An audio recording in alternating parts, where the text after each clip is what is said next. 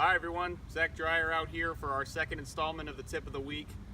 Thanks to everyone who watched week one. I know it was a while ago. We've had some technical difficulties and some long weeks in between here. I'll try to keep this going throughout the rest of the season now. Once a week sending out a video to kind of help people play golf a little bit better.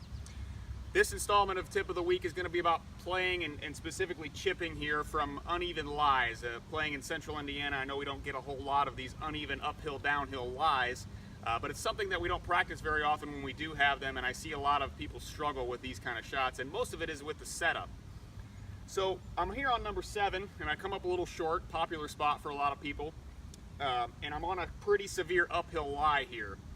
So a couple things we can change in our setup to make sure we get consistent contact with a shot like this. The main thing I want to remember when I'm chipping from an uphill or downhill lie is I want to get my shoulders level with the ground that I'm on, okay?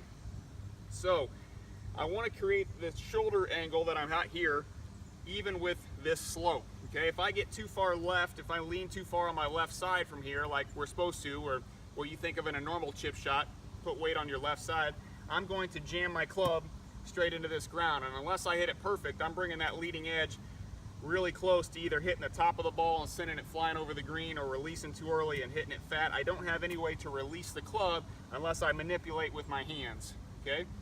So we want to make sure we get our shoulders even with this lie so that I can make a normal chipping stroke and release this club through like I would on a level lie, okay? So everything else stays the same. I still want a pretty narrow stance. This ball can be kind of middle or back in my stance.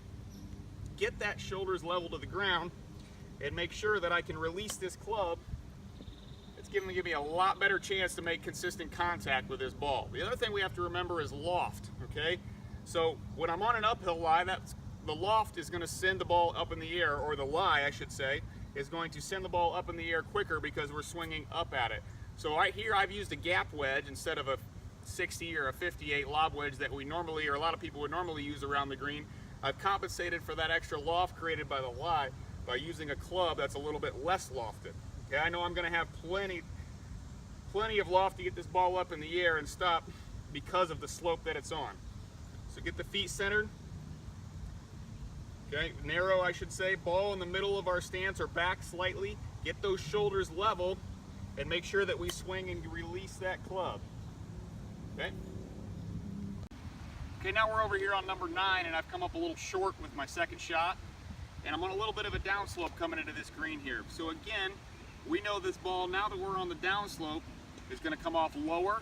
So I need to compensate that with using a higher lofted club. I'm going to use my 58-degree wedge here. And I'm going to again try to get my shoulders level with the ground, okay, as much as I can with a right-handed golfer, being that my left hand sits higher on the club, so my left shoulder is naturally going to be a little bit higher. But I'm going to try to get my shoulders as level with this ground as I can so that I don't bottom out the club behind where the grass or where the ground is higher, okay? So to do that, I got to lean heavy on my left side. I'm going to put that ball back in my stance like I would with any chip shot. Keep those shoulders level. Try to pick my landing spot and make a smooth stroke. Get that ball, it's going to come off low, it's going to have a little bit more spin, and it'll be just fine. So thanks for watching Tip of the Week number 2. More coming at you soon.